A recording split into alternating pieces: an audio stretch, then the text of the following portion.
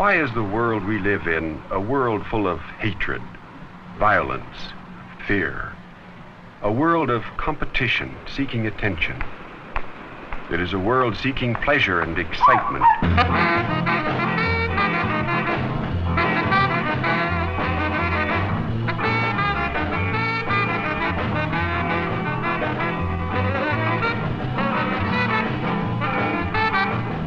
But in spite of outward appearances, for far too many it is a world of loneliness, of frustration, an unsatisfied generation. Why do many fear loneliness? Do they somehow sense that loneliness breeds insecurity and frustration? Is this their only heritage in life? What's the matter with you? Why are you so down? You only live once. Live it right. But what is right? Well, I don't know. How else can you find out? I just feel like getting everything I can out of life. Me too. But I want a nice life. A happy one. Is this the way? I wish someone would really tell me. Many young people want the answers, but they don't always show it, and generally will not admit it. Often their air of self-confidence conceals a deep-rooted need for attention. Their loneliness and insecurity drive them into conformity, rather than into becoming the individual they claim to be. Hey, man! When I get a car, I don't want no souped-up job. I'm gonna get me a real Ford sports car. And when I get on the road, those cops should have get out of the way. I'm gonna take off so fast, they need a jet to catch me. Come off it, man. This car, he'll catch anything on the road. Who's gonna get you a sports car, you dad? You said yourself he hasn't used it alone here for 3 weeks. I don't need mine, Dad, or anyone else. I got you as a whiskey, didn't I? Come on, man. Will you quit the bragging? Let's rock it. Once a young person feels committed to a way of life, what can he do? To change takes courage. It takes conviction that his present course is frustrating and dangerous. Where can he turn for the answers?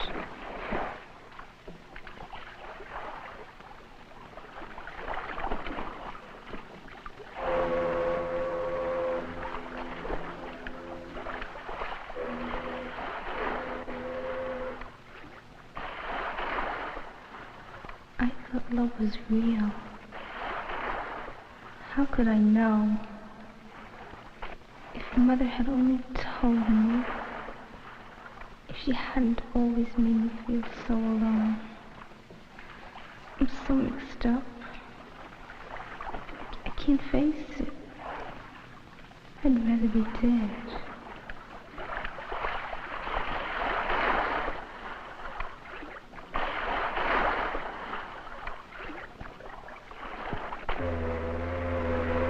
What is the tragedy taking place among so many young people of our generation?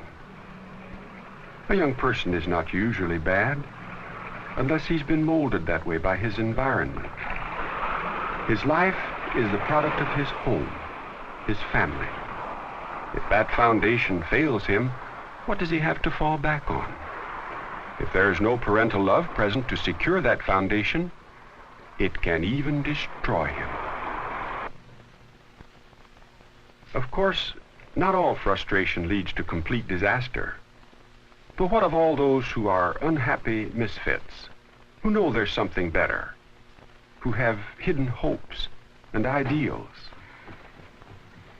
I always get the creeps when I come home to this empty house. It's like everybody was dead.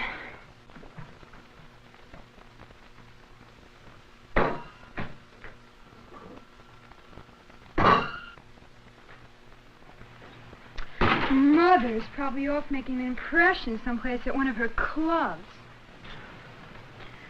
I wonder if Daddy will be home late as usual. I'd almost be glad if he'd beat me.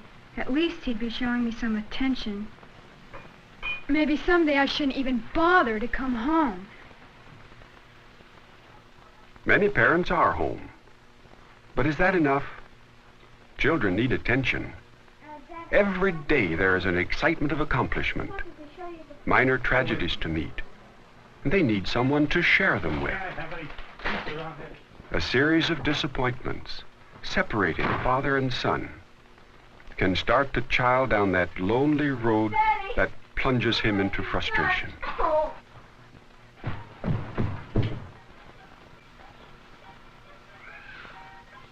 Children need guidance and training. If these are withheld for any reason, confidence in the parent is lost. Oh, Mother, can't you stay sober just one day? My girlfriends were coming over for a party, and I wanted to bake some cookies. Love can turn to hate. Can you help me with that? Or be misdirected into some perverted channel. Come on, get up. Get up, come on. No wonder Daddy left you. You old drunk. A busy world demands much of our time. A whole family together like this one is rare. What an opportunity. What's this? Just a family quarrel? No, it is far more serious than that. What is it doing to this family? Can you digest your supper when you are hurt or angry? Can you do your homework or household chores? Could you face your schoolmates or business associates tomorrow? Would you even want to see tomorrow? How can anyone be rational? It's difficult to see ahead even an hour with this atmosphere. Your future can even die here.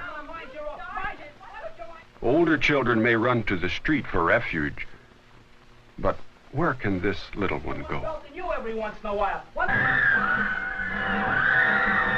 Escape from loneliness travels many streets, and some, as we've seen, are a dead end. What of this one? Is this just a safety valve for frustration? One child guidance authority called it a very destructive process in which adults allow the children to be involved. Youth has always tended toward rebellion, but there is a tragedy in this generation's revolt against what is normal. And as the pace increases, the fads become more extreme. Some may seem harmless enough, but the current trend is cause for serious concern.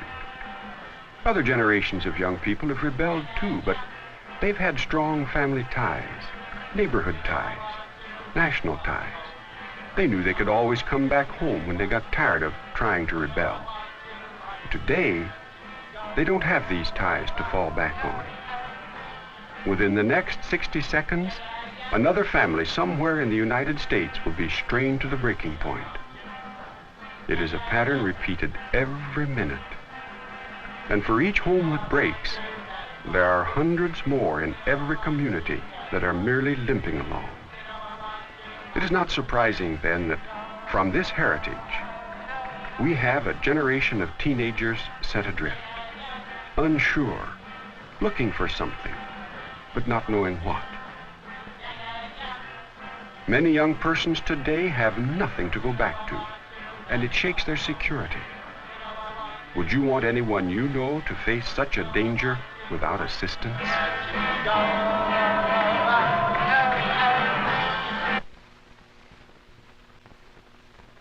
I'm so glad I do have something to fall back on.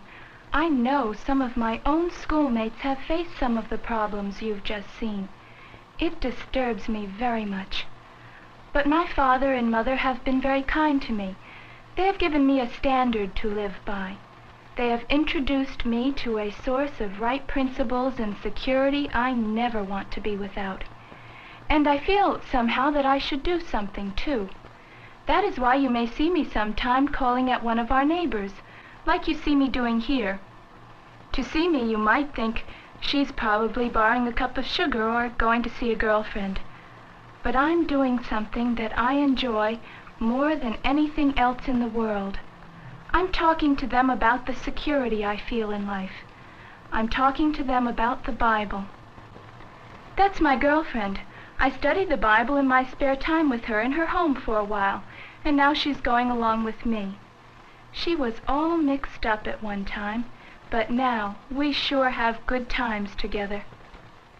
Children whose home life is complete are satisfied, like this young French girl.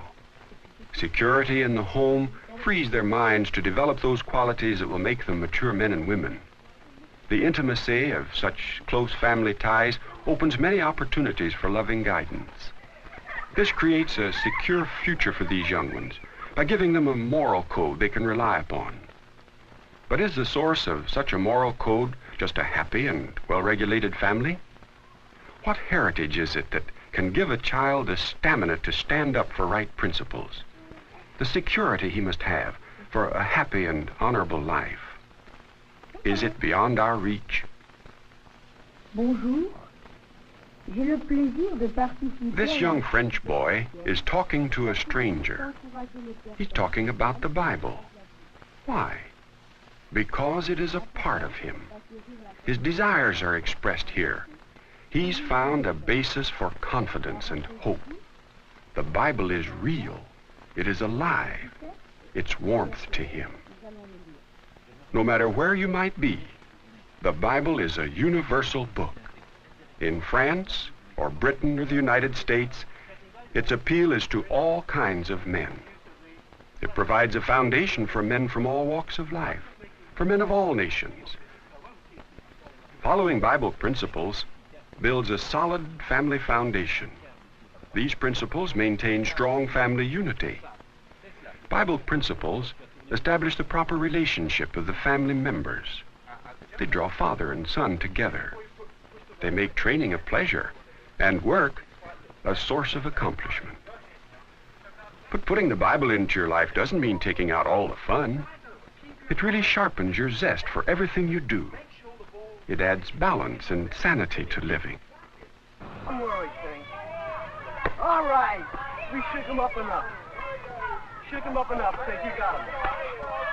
Come on, Pig. You got him now, Pig. Come on, Pig.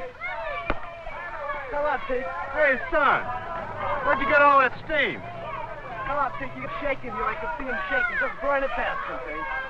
This is good, isn't it? Yeah. Only after you have a mustache. You know.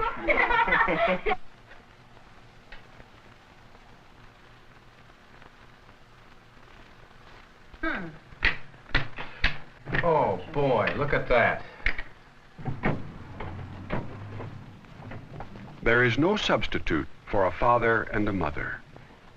Children need the companionship of other youngsters, yes, and they need love and companionship from their parents. But they need supervision at home even more. Parents who are interested in what their children are doing usually have children they can rely upon.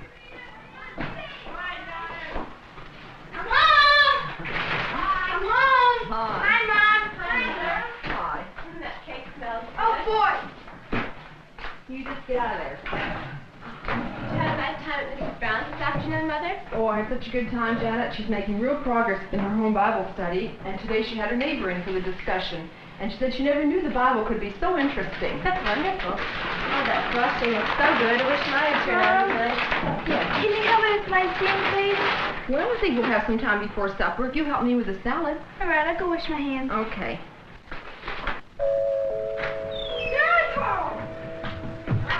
Hi, Dad. How you like the airplane I made? Oh, that's a nice one. Hi, dear. Nice to Here's a have you, present Daddy. for you. Thank you. Maintaining a happy family means maintaining a proper perspective. Children respond to love. They're not ashamed to show loving attention in return. Is this not a reward in itself to a parent with a realistic viewpoint of life? We got home just about half hour before you did. Say, Stevie, how did you make out with that school exam today that you were so worried about? Oh, that. I didn't do bad at all. As a matter of fact, I'm sure glad that you helped me with that problem. That's the one that we had. A closely knit family isn't an accident, nor is the tie of kinship enough. The family that reads the Bible together lives the Bible together. And all this congregation will know that neither with sword nor with spear does Jehovah save, because to Jehovah belongs the battle, and he must give you men into our hand. And it occurred that the Philistine rose and kept coming, and drawing nearer to meet David. And David began hurrying and running toward the battle line to meet the Philistine. Then David thrust his hand into his bag and took a stone from there and slung it so that he struck the Philistine in his forehead, and the stone sank into his forehead, and he went falling upon his face to the earth. So David, with a sling and a stone, proved stronger than the Philistine, and struck the Philistine down and put him to death. And there was no sword in David's hand. And David continued running, and got to stand upon the Philistine. Then he took his sword and pulled it out of its sheath, and definitely put him to death when he cut his head off with it. And the Philistines got to see that their mighty one had died, and they took to flight. Boy, that was good. Wasn't it exciting? But children need more than entertaining Bible stories. They must be trained to think and apply Bible principles. But what does this account of David's mighty deed mean to you? Reese, suppose you tell us. Well, Dad, it wasn't really David who saved the Israelites from Goliath. He said himself, Jehovah must give you men into our hand. Now, why do you say that? Well, Jehovah was David's God, and David trusted in him. That's the same. He was real brave to fight a giant. Sure he was. But why didn't anyone else want to fight him? Because they didn't have enough faith. That's why. Say, Daddy, didn't the account say that when the Philistines saw the giant was dead, they all ran away? That's right. Because they were following a man? Yes. Very good, Susan. Now, do you remember another scripture on that? I do. Okay, Scott, go ahead and tell us.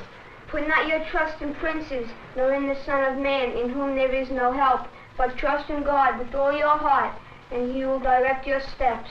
Oh, very nice, Scott. But we trust you, Daddy, isn't that right? Of course it is, Sugar. You see, the princes that are mentioned in this psalm are men that don't trust in God. Did they make David? Our world is far advanced in scientific knowledge, but spiritual values have not kept pace. We can put a man in orbit and send a rocket to the moon. Our grandparents could not, but they knew when a neighbor was sick, and they took him a bowl of soup. Our grandparents also read and believed the Bible. Have we gone too far, too fast? No one likes a busybody. But has the Bible principle of love for neighbor become too old-fashioned? Okay, boys, let's hop forward now. Pick up the cans of trash so we can hose down the pavement. A pretty day like this, we'll have lots of wash jobs and want to lose out on any. You sure you ain't missed something? I want to know all the things I'm not going to do. Man, you drive a hard bargain. Why don't you get off my back? You must think you're some stuff ordering us around. Yeah, why don't you clean it up? We didn't mess it up. Who needs washing cars? People ought to wash their own.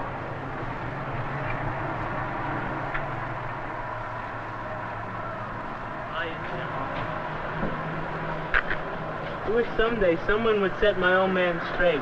Who does he think he is, anyway? Joe, I'm sorry, but I sure can't agree with you. I couldn't help but overhear the conversation when I drove in. Tell me, what are you trying to prove? That's your father. Why should you try to hurt him? Ever start to think about the way he feels? He wants a clean station because it means more business and a better reputation. Look, Jim, you don't understand how he's always on our backs. I can see how hunchback you are. Seriously, there are a lot of boys who'd like to work here on Saturdays, but you owe your father a lot in life. Yeah, but Now, is he really bad? Why, everybody in the neighborhood likes him. He's really a good guy, always helping people out. You fellows aren't really so bad either, so what is all this? Other guys have off. They don't have to work weekends and they don't get bossed around. You're considered funny if you just take things. It's yes, sir business and all. You consider me funny? You're No. different. Why? Well, people expect you to be proper. People should expect everyone to be proper. A man has to have... Showing respect for proper authority seems difficult for many young people. There seems to be a sort of resentment against it. Even when parents are sincerely interested in their children and try to understand them, there's often a gap that develops between their thinking. But if an encouraging word spoken by a good friend at the right time can help fill that gap, Isn't that the neighborly thing to do? My dad taught me it's good to have concern for one another, and I believe that. Wow, I better run. My mom's waiting. We've got things to do with Dad today. We'll see you fellas around. Hey, and don't leave any of those cans. Bye, Jim. So long, Jim. Well, come on. What are you waiting for? So long.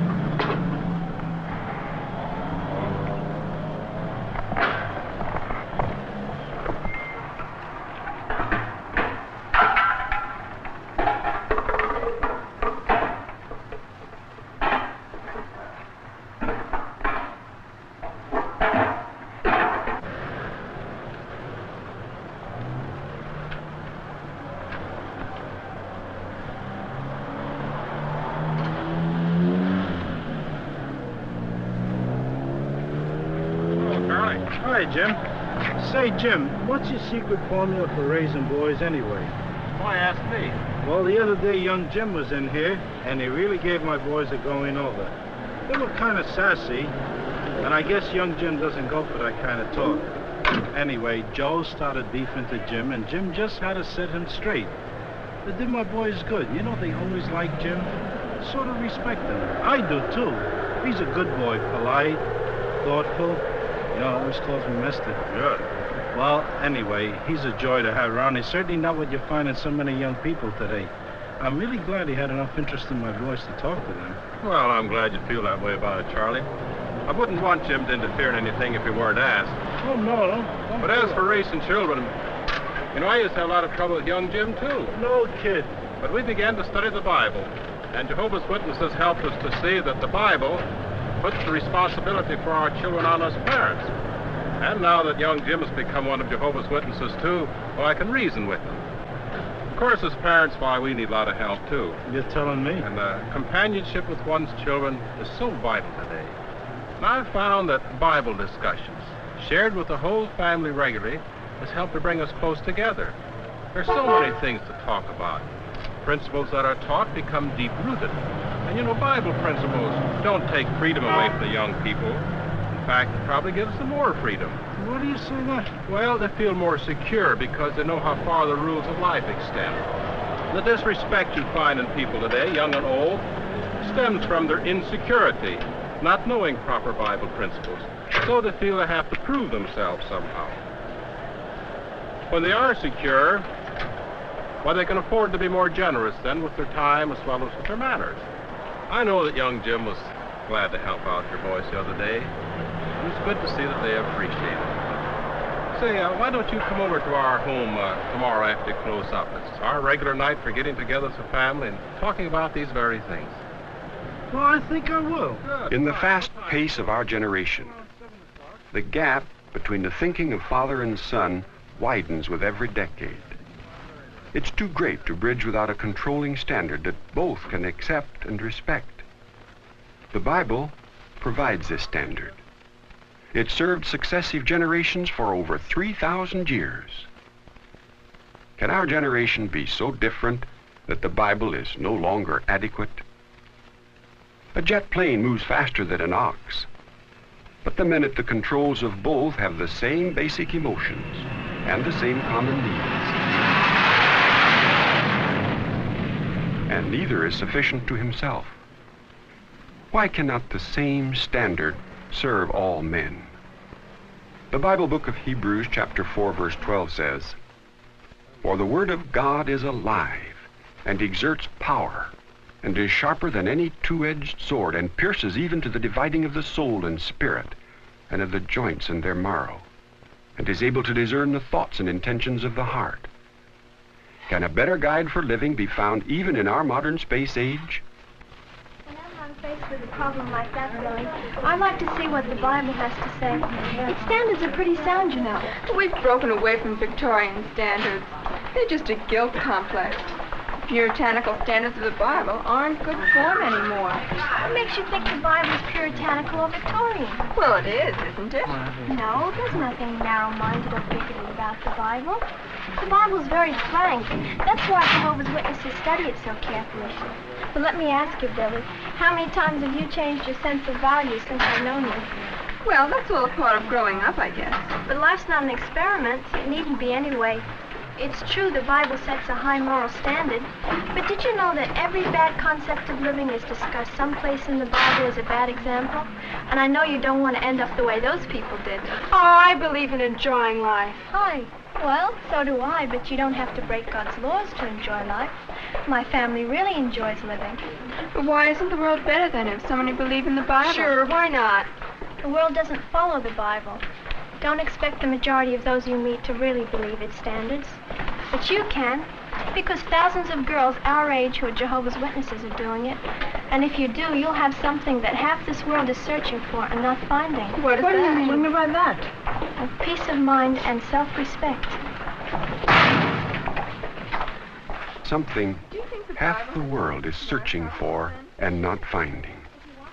Peace of mind and self-respect out of the mouths of children. But the newer generation speaks only what it learns from the older generation.